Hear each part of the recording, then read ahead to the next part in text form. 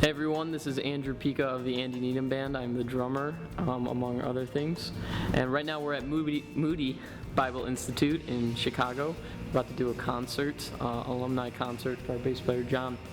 I wanted to give you a quick overview of what I use Ableton Live for and how I run loops, and also how we've learned to incorporate lights into our show, triggering with Ableton Live. So, really quick, here's my rig. It's very simple. It's only a 2-rack unit. The bottom rack is a drawer in which I keep my power cables, the pedal I use to trigger loops, and my wireless pack.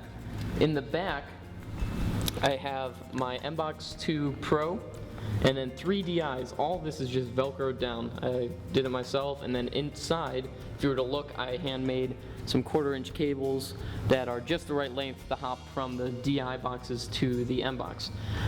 DI boxes, nice short cables, jump right into the snake, and it's as simple as that. The 3 DI boxes are track left, track right, and click track. So I don't send out synth pads or percussion. I pre-mix everything in Ableton and then bounce it to 2 tracks and send that out. It takes a little bit of working. We listen to it live and kind of tailor the loops to sound good in a live setting, but it's as simple as that. So in Ableton, I have our session set up for tonight. You'll see that we have the entire set list is running down the side, and all I have to do is hit enter, and that'll cue the stereo backing tracks and the click for that song. It'll lock in.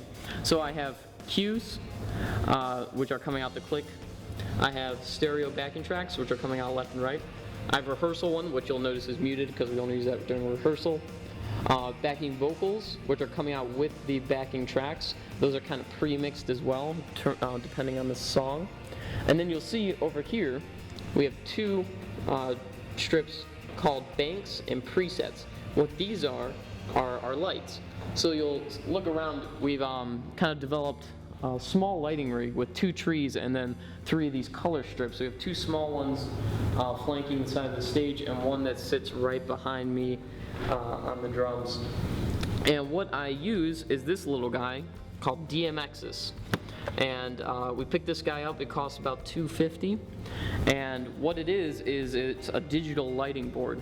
And what's really cool about it is that it can stand alone. You can use it just as a digital lighting board anywhere else in the venue, or you can use it as a plugin in Ableton Live.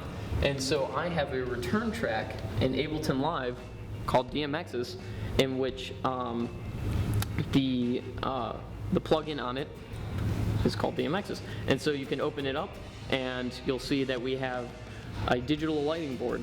And in DMXs, I've created presets, and if it opens up, we have Bank, which has all the songs we use in our set, and then each song has presets. And so you'll notice on like Christ Alone, we just have 1 color for the whole song. But on a more complicated song, like Salvation Is Here, we have from start, verse, chorus, everything changes, and the lights are changing throughout. And so that when I trigger this loop, the bank is a MIDI note.